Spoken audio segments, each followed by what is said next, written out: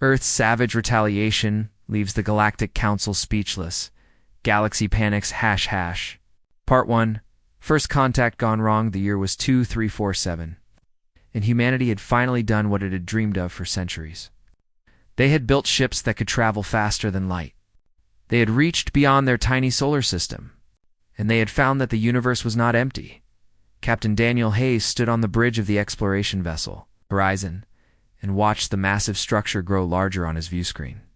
Nexus Prime was not a planet.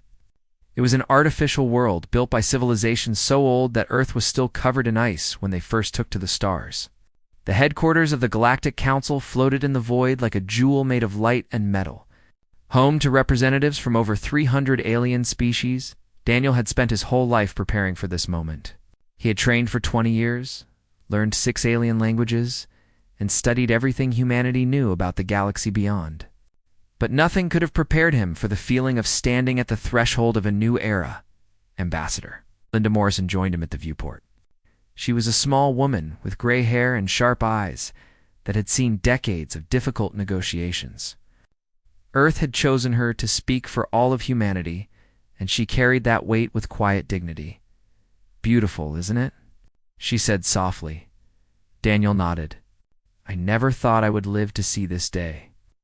Commander Kevin Park, the head of their security team, stood behind them with his arms crossed.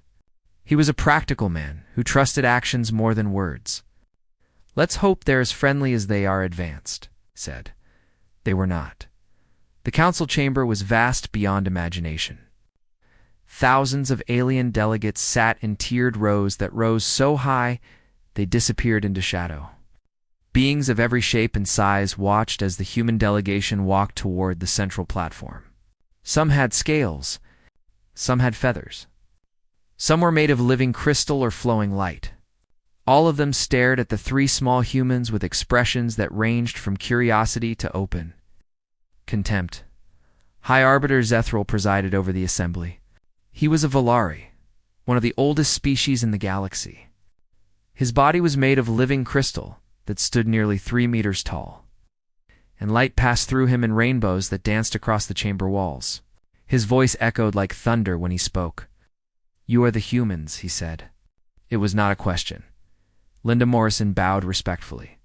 "We are honored to stand before this assembly. Humanity comes in peace, seeking friendship and cooperation with all the peoples of the galaxy." A murmur rippled through the chamber. Daniel could not understand most of the alien languages, but he did not need to. The tone was clear enough.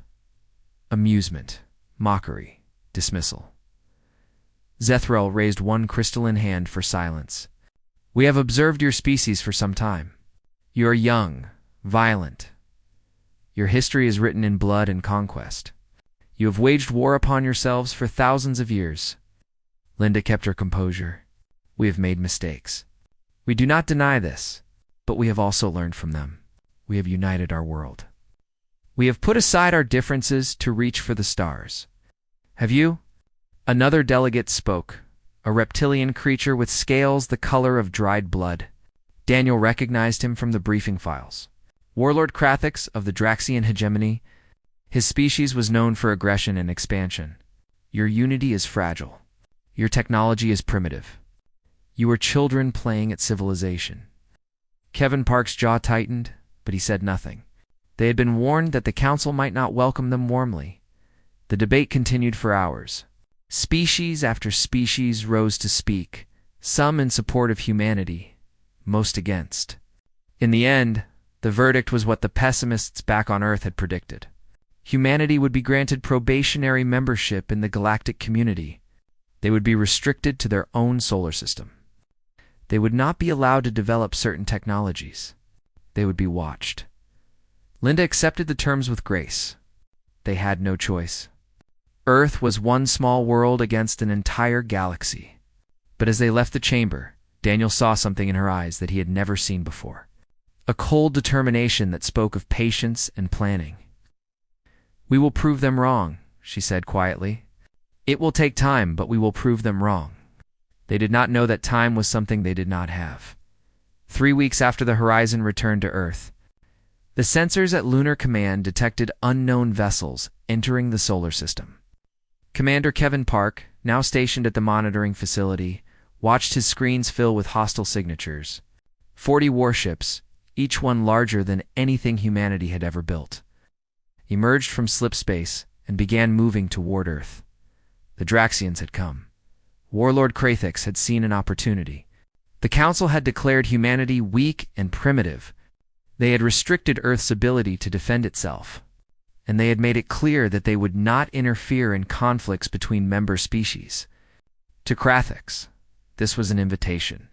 The battle was over almost before it began. Earth's defense fleet, a handful of cruisers and patrol ships, fought bravely but hopelessly. Orbital stations that had taken decades to build burned and fell from the sky. The colonies on Mars went silent as Draxian forces swept through them without mercy. Within 6 hours, the Draxians controlled the space around Earth. Their ships hung in orbit like hungry predators, and their weapons pointed down at a world that had suddenly become very small and very alone. Warlord Krathix broadcast his demands to every screen on the planet. His scaled face filled with triumph as he spoke. Humans of Earth, your fleet is destroyed. Your colonies are ours. You have no hope of victory. Surrender now, and some of you may survive to serve the hegemony. Resist, and we will burn your cities until nothing remains but ash. He listed his terms. Unconditional surrender. Tribute in resources and technology. 2 million humans to be taken as slave labor for Draxian mining operations. Compliance within 12 hours, or the bombardment would begin. In the bunker beneath the Rocky Mountains, President Caroline Webb watched the transmission with the leaders of every nation on Earth gathered behind her. The room was silent. The weight of the moment pressed down on all of them. Caroline was not a soldier. She had been a teacher before she entered politics, a woman who believed in diplomacy and cooperation. But as she looked at the face of the alien warlord who had just murdered millions of her people, something changed inside her. She stood and walked to the communication console. Her hands were steady as she activated the channel. Behind her, generals and ministers watched with fear in their eyes. Krathix appeared on the screen. His reptilian features twisted in anticipation of surrender. Caroline met his gaze without flinching. When she spoke, her voice was quiet but clear. Every word carried across the void to the alien fleet and to every human being still alive to hear it. "You have made a terrible mistake," she said. "You came to our home. You killed our children. You demanded that we kneel." She paused, and when she spoke again, her voice was ice. "We do not kneel. We do not surrender. And we do not forgive." She leaned closer to the camera. "You wanted war with humanity? Now you have it. And you will come to regret this day for whatever remains of your miserable existence." She cut the transmission. The countdown to Earth's savage retaliation had begun. Earth's savage retaliation leaves the Galactic Council speechless. Galaxy panics ##. Part 2. The sleeping giant awakens. Warlord Krathix waited for the humans to surrender. He sat in his command chair aboard the flagship Crimson Fury and watched the planet below with growing impatience. The deadline had passed 3 hours ago. The humans had given no response except for that foolish speech from their leader. He ordered his communications officer to broadcast the surrender demand again.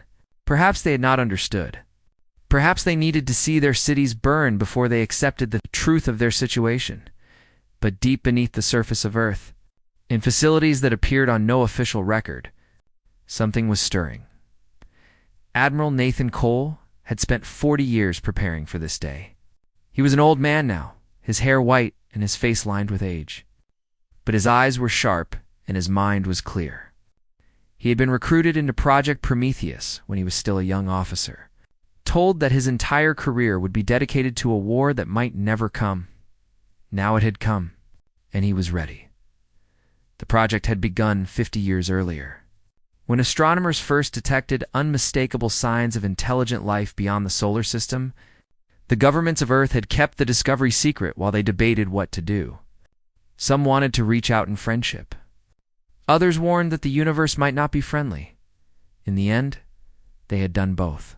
They had built the horizon and sent it to make peaceful contact. But they had also built something else. Something hidden. Admiral Cole stood in the command center of a base carved into an asteroid in the outer solar system. Around him, officers worked at consoles that controlled a fleet the galaxy did not know existed. 300 warships built in secret over 5 decades. Each one was smaller than a Draxian cruiser, but faster, more agile, and armed with weapons that humanity had never revealed to anyone. "All ships report ready," his executive officer announced. Cole nodded slowly. He thought of his grandchildren on Earth, huddled in shelters, while alien warships circled overhead. He thought of the millions already dead on Mars and in the orbital stations. He thought of the arrogant reptilian face of the warlord who had demanded. "Human slaves. Begin the operation," he said. On Earth, the Draxians had grown tired of waiting. Krathix ordered his ground forces to begin landing near major population centers. Thousands of assault craft descended through the atmosphere, carrying soldiers in powered armor who expected to face terrified civilians and scattered resistance. Sergeant Maria Santos watched them come down from her position in the ruins of snow. Apollo.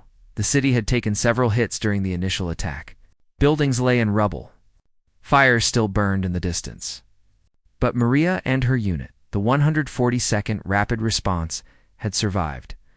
They had trained for this. For years, Earth's military had run exercises against simulated alien invasions. They had studied every possible scenario. They had learned how to fight enemies with superior technology using speed, and knowledge of the terrain. Maria checked her weapon one more time. It was not standard military issue. It was something new, something developed in the same secret facilities that had built Admiral Cole's fleet. A plasma rifle that could punch through Draxian armor like paper. "Hold position," she whispered into her communicator. "Let them get comfortable." The Draxian landing craft touched down in what had been a city park. Soldiers poured out in neat formations, their weapons ready, their movements confident. They had conquered dozens of worlds. They had never lost a ground campaign. These primitive humans would be no different. They marched into the city in proud columns, their heavy boots crushing debris beneath them. Their commanders had told them that Earth's military was broken, that the population was ready to submit. All they had to do was round up the survivors and begin the occupation. They did not see the shadows moving in the ruined buildings around them. They did not notice the slight disturbances in the rubble. They did not hear the quiet clicks as human soldiers armed their weapons. The first plasma charge detonated, directly beneath a Draxian transport vehicle. The explosion tore through the column, sending bodies flying in every direction. Before the survivors could react, gunfire erupted from every window, every doorway. Every pile of debris. Maria moved through the chaos like a ghost. She fired, relocated, fired again. Her soldiers did the same, never staying in one place long enough for the Draxians to target them. Within 3 minutes, an entire company of elite Draxian warriors lay dead in the streets. Similar scenes played out across the globe. In Tokyo, resistance fighters used the ancient subway tunnels to appear behind enemy lines and vanish before reinforcements could arrive. In Cairo, snipers picked off Draxian officers from rooftops that had stood for thousands of years.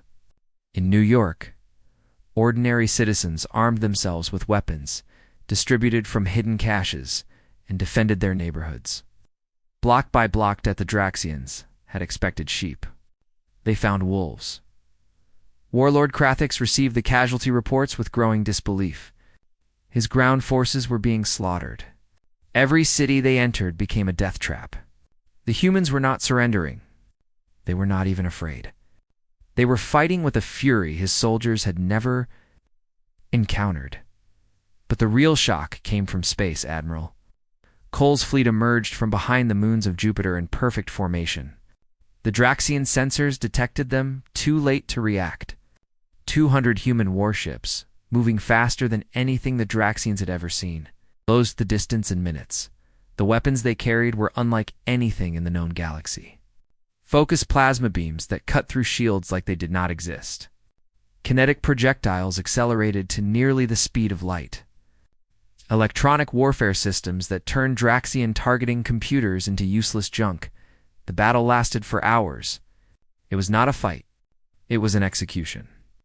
Krathix watched from his command chair as his fleet died around him. Ship after ship exploded or went dark.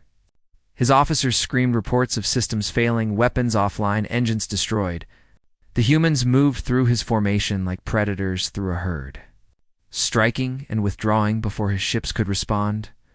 When it was over, 36 Draxian warships drifted as burning wreckage in Earth's orbit. The remaining 4, including the Crimson Fury, fled toward the edge of the solar system at maximum speed. Krathix himself cowered in his quarters, unable to comprehend what had happened. He sent a desperate message to the Galactic Council as his ship limped away from the disaster. The humans had secret weapons. They had violated every technology restriction. They were dangerous, more dangerous than anyone had imagined. The Council had to intervene. The Council had to stop them before it was too late. But deep down, Krathix knew the truth. He had awakened something that should have been left sleeping. He had poked a beast that the galaxy did not understand, and now that beast was awake. And it was angry, and it was coming for him. On Earth. The survivors emerged from their shelters to see clear skies for the first time in days. The alien ships were gone. The invaders were dead or fleeing. Against all odds, against an enemy that should have crushed them, humanity had won. President Caroline Webb addressed the world from the steps of the ruined Capitol building.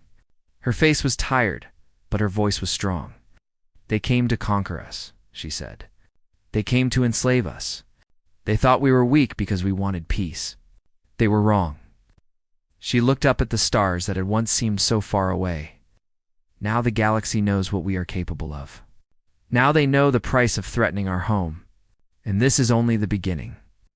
The humans had sent their message. The galaxy would never see them the same way again. Earth's savage retaliation leaves the Galactic Council speechless. Galaxy panics. Part 3. The galaxy takes notice. The news of the Draxian defeat spread across the galaxy like wildfire. On 1,000 worlds, beings of every species watched the footage in disbelief.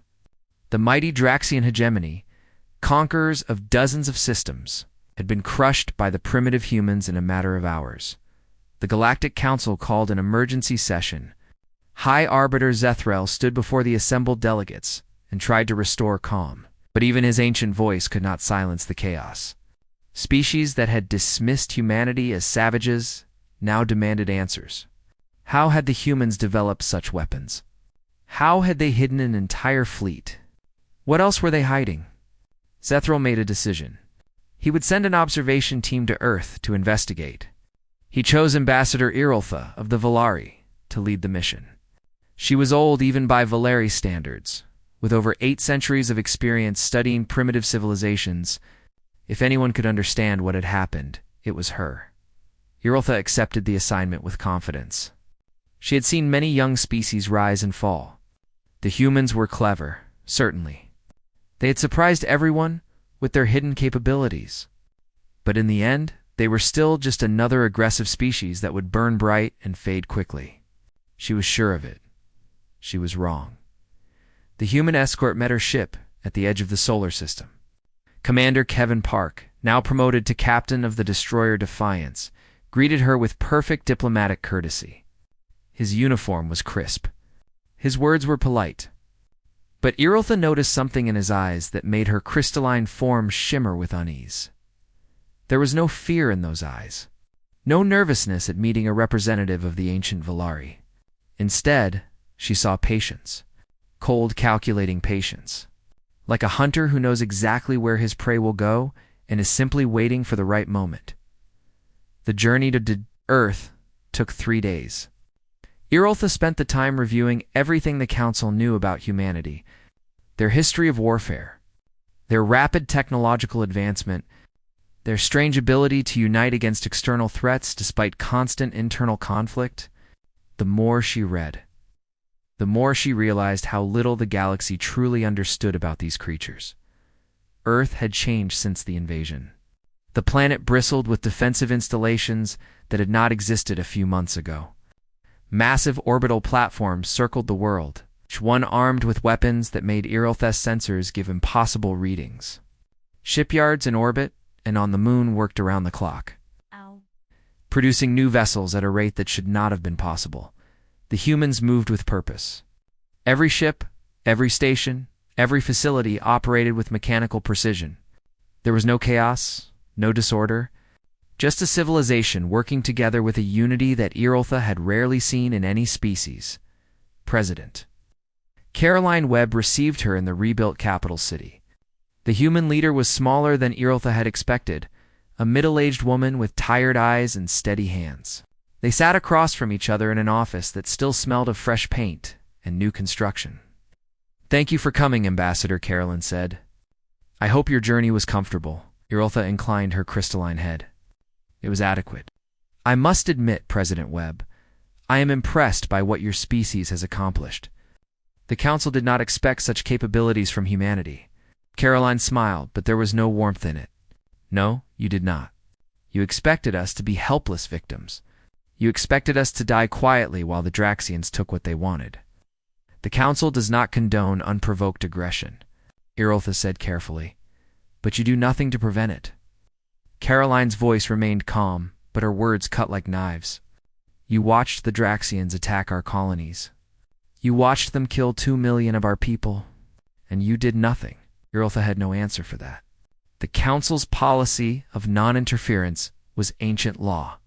But sitting here, facing this human woman who had watched her people die while the galaxy stood by, that law seemed less like wisdom and more like cowardice.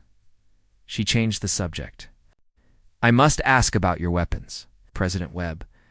The technology you used against the Draxians is far beyond what the Council believed humanity possessed. There are concerns about how you acquired such capabilities." Caroline leaned back in her chair. "We developed them ourselves. 50 years ago, when we first detected signs of intelligent life in the galaxy, we began preparing. We hoped we would find friends among the stars. But we prepared for the possibility that we would find enemies instead. The Council placed restrictions on your technological development," Iroltha said. "Restrictions that you agreed to accept." "We agreed to those restrictions 3 weeks before the Draxians invaded," Caroline replied. "We had already been building our defenses for 5 decades. We simply chose not to reveal them." Iroltha processed this information. The humans had been preparing for war since before they made contact. They had smiled and accepted the Council's humiliating terms while hiding an entire military infrastructure. They had played the role of harmless primitives while building weapons that could challenge any power in the galaxy. It was brilliant and terrifying. She pressed for more details about the weapons, about the fleet, about humanity's true capabilities. Caroline declined to provide them. The weapons were defensive only, she assured the ambassador. Earth had no aggressive intentions toward any species that did not threaten them first. But Iroltha saw the construction happening in orbit. She saw the new ships being built, bigger and more powerful than the ones that had destroyed the Draxian fleet. She saw the training exercises being conducted, simulations of fleet actions on a scale that suggested ambitions far beyond mere defense. This was not a species preparing to protect itself. This was a species preparing for something much larger. Her report to the Council caused immediate alarm. High Arbiter Zethral convened another emergency session. The delegates argued for days about what to do. Some demanded sanctions against humanity. Others called for military intervention before the humans grew too powerful. A few suggested that perhaps the Council should try to make genuine allies of these dangerous newcomers. In the end, they decided to wait and watch. The humans had not attacked anyone. Their weapons were terrible, but they had used them only in defense of their home. Perhaps with time, they could be integrated into galactic civilization as productive members. Then humanity made its move. Admiral Bert Nathan Cole led a fleet of 200 warships through slipspace to the Draxian border. They did not fire a single shot. They simply arrived and took up position, a wall of metal and weapons that stretched across the space between two civilizations. The message was clear. The humans were no longer content to wait within their own system. They were projecting power. They were showing the galaxy what they could do. Linda Morrison. Now Earth's permanent representative to the Council requested permission to address the full assembly. Zethral granted it, curious about what the humans would say. Linda stood in the same chamber where humanity had been dismissed as primitive savages just months before. She looked up at the thousands of alien delegates who had once mocked her species. Her voice was calm, but her words echoed through the vast space like thunder. "We came to you in peace," she said. "We asked only for friendship and fair treatment. You gave us contempt. You gave us restrictions designed to keep us weak. And when the Draxians came to murder and enslave us, you gave us nothing but silence." She paused, letting her words sink in. "We will never forget what happened. We will never forget who stood with us and who stood aside. And we will never again allow ourselves to be vulnerable to those who see kindness as weakness." She looked directly at High Arbiter Zethro, her eyes meeting his ancient gaze without flinching. "Humanity is no longer asking for acceptance. We are no longer begging for scraps of respect. We have earned our place among the stars with blood and fire. And now, the galaxy will learn to deal with us as equals, or it will learn to fear us as enemies." The chamber fell silent. For the first time in 60,000 years, ancient civilizations of the Galactic Council looked upon a younger species not with contempt, but with genuine fear. The humans had arrived, and nothing would ever be the same.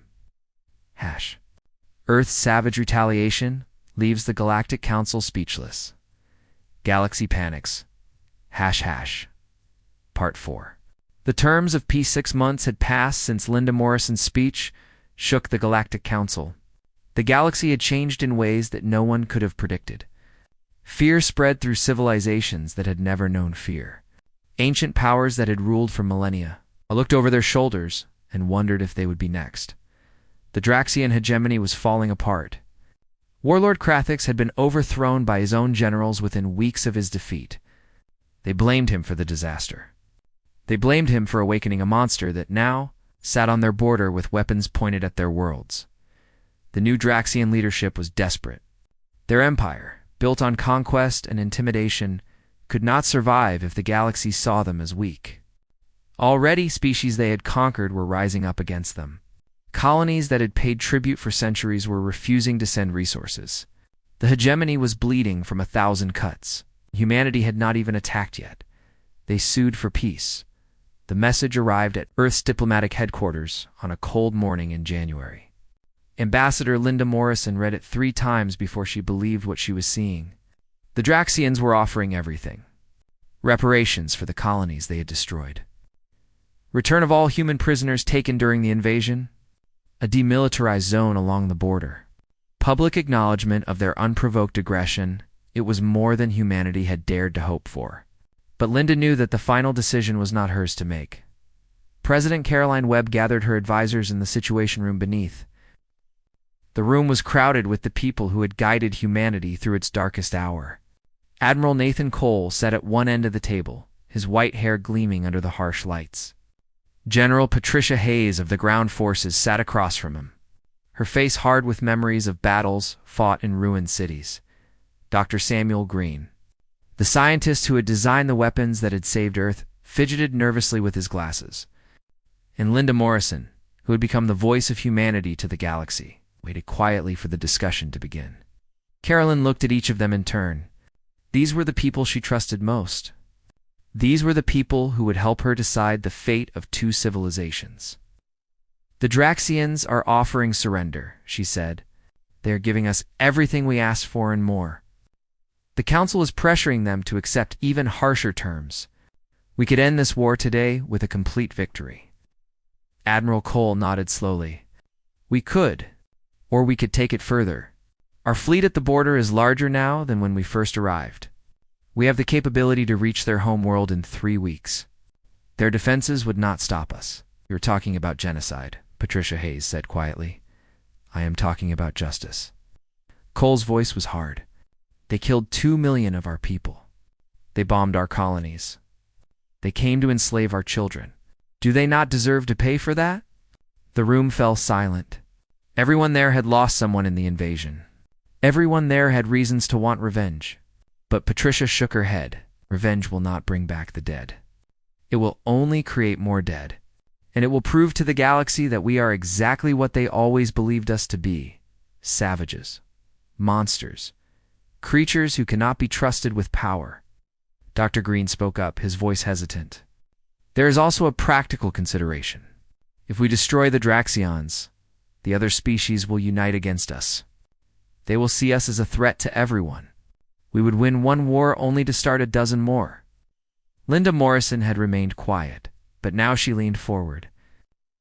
There is another option, one that gives us justice without making us into the villains of this story. Caroline looked at her with interest. Go on. The Draxions are offering to acknowledge their aggression. We demand more than acknowledgement. We demand accountability. Warlord Krathix and his senior commanders must stand trial for war crimes. Not in secret, but publicly, before the entire galaxy. Let everyone see what they did. Let everyone see them punished for it. She paused, gathering her thoughts. And then we go further. We use this moment to change the rules. The Council stood by while we were attacked because their laws allowed it. We make new laws. Better laws. Laws that protect the weak from the strong and punish those who prey on the defenseless. The debate continued for hours. Voices were raised. Fists struck the table. Old wounds were opened and examined. But in the end, Caroline made her decision. Humanity would accept the Draxian surrender. But the terms would be expanded. Krathix and his commanders would face trial before a joint human and council tribunal. The Draxians would provide technology and resources to rebuild everything they had destroyed.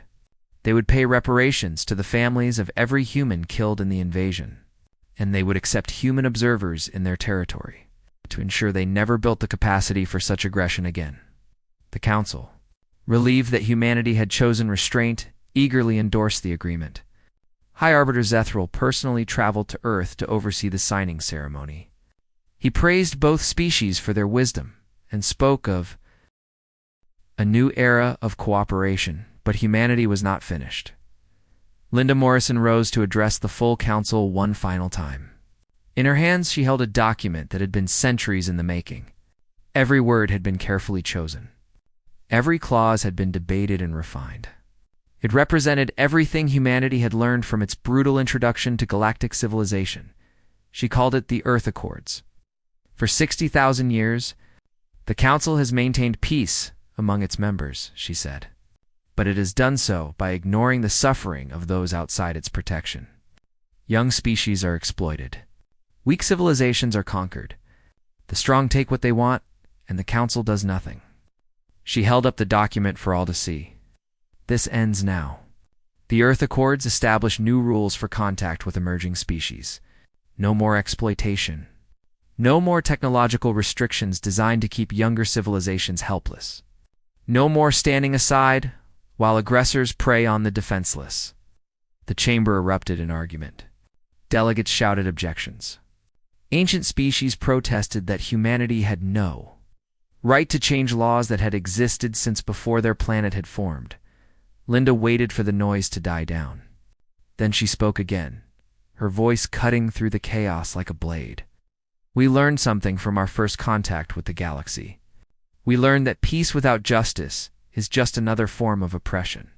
We learned that strength is the only language some will understand.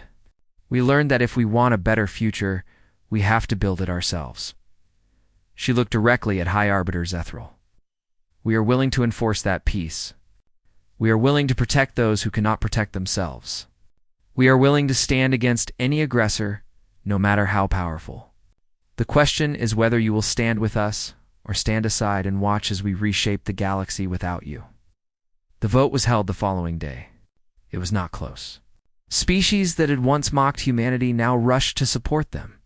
Powers that had dominated the Council for millennia found themselves outvoted by younger civilizations, who saw in humanity a chance for something better. The Earth Accords passed with overwhelming support as Linda Morrison walked out of the council chamber. She felt a hand on her shoulder. She turned to find High Arbiter Zethral standing behind her, his crystalline form flickering with colors she could not interpret. "You have changed everything," he said quietly. "In a few short months, You have overturned laws that stood for longer than your species has existed. I wonder if you truly understand what you have done." Linda met his ancient gaze without flinching. "We understand perfectly.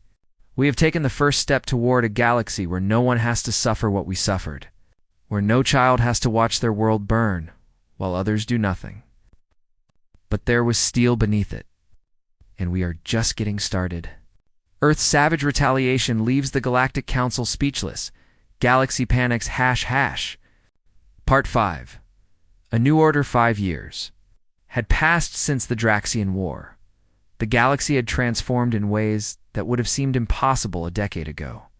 Old empires that had ruled through fear now walked carefully, always watching over their shoulders. Young species that had once cowered in the shadows now stood tall.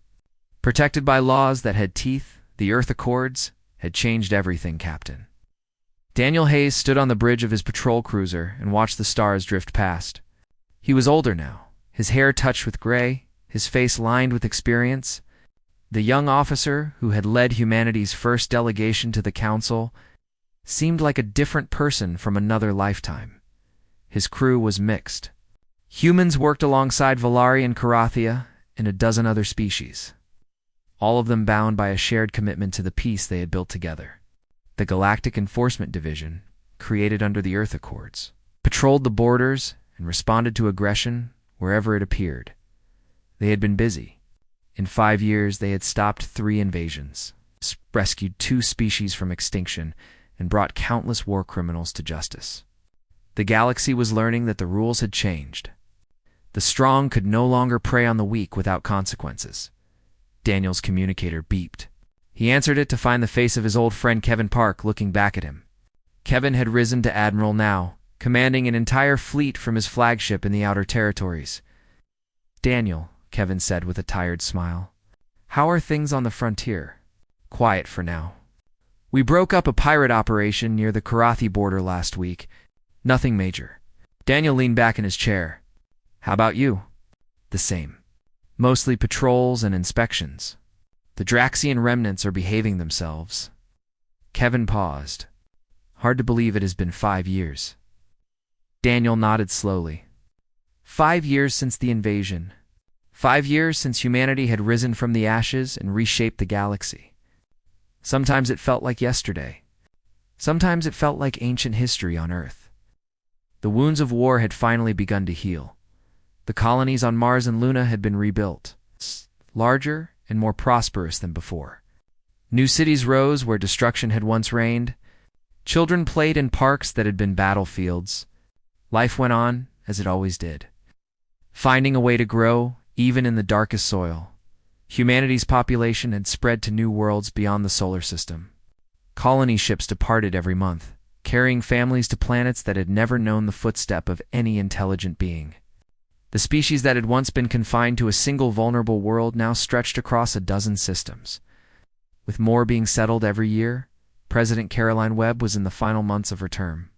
She had served longer than any leader in Earth's history, guiding her people through invasion, war, and the transformation that followed. Now, she was ready to rest.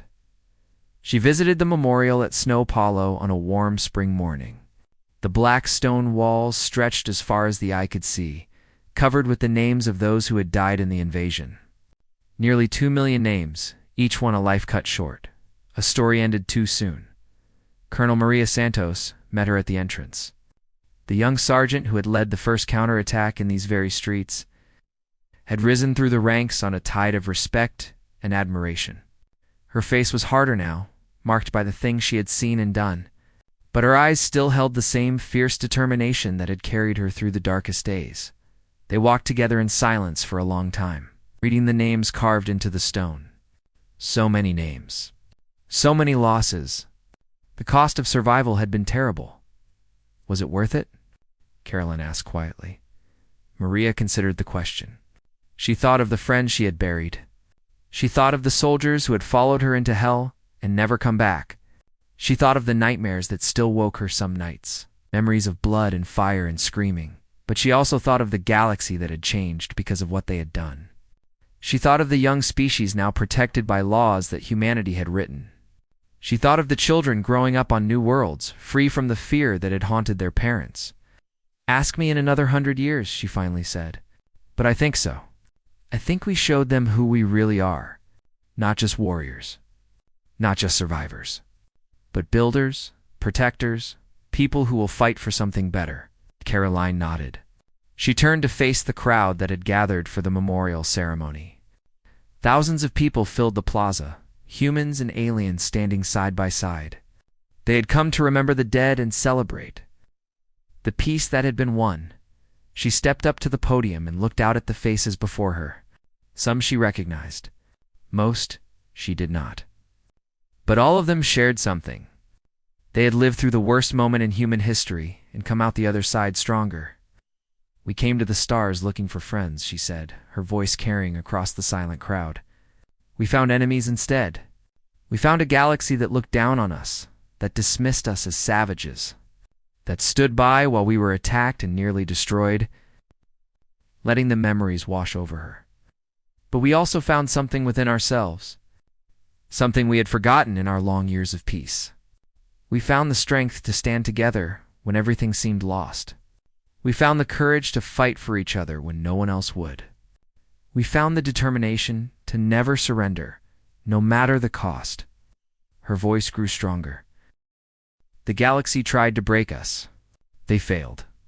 And now, together with allies who share our values, we are building something better, something lasting. A peace not of fear, but of respect. A future not of conflict, but of cooperation." The applause that followed was like thunder rolling across the plaza. On Nexus Prime, the Galactic Council watched the broadcast in silence. High Arbiter Zethrel sat in his ancient chamber and observed the human ceremony with emotions he could not quite name. He had lived for 12,000 years. He had seen empires rise and fall. He had watched species ascend to greatness and collapse into dust. But he had never seen anything quite like humanity. They had been dismissed as primitives. They had been attacked without provocation. They had faced extinction at the hands of a superior enemy. And they had not only survived, but transformed the entire galaxy in the process. Zethrel wondered what the next century would bring. Would humanity continue to use their power wisely? Would they remain protectors?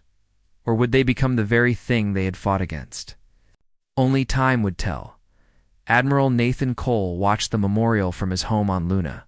He had retired after the war, his duty finally complete.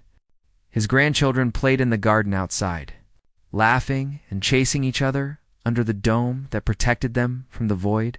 He thought of the years he had spent preparing for a war he hoped would never come. He thought of the friends he had lost along the way. He thought of the terrible weapons he had helped create and the terrible things those weapons had done, but mostly he thought of the future. The children outside would grow up in a galaxy that was safer because of the sacrifices made by their elders. They would explore new worlds. They would meet new species. They would build things that their grandparents could never have imagined. That was worth any price. Outside, a ship rose from the landing field and climbed toward the stars. Another human vessel, carrying another human crew, venturing into the vast unknown. They would explore. They would discover. They would protect. The galaxy had panicked when it saw what humanity could do in war. Now it would see what humanity could do in peace. And that, Nathan Cole thought with a smile, would be truly something to behold. The stars waited. Humanity was ready.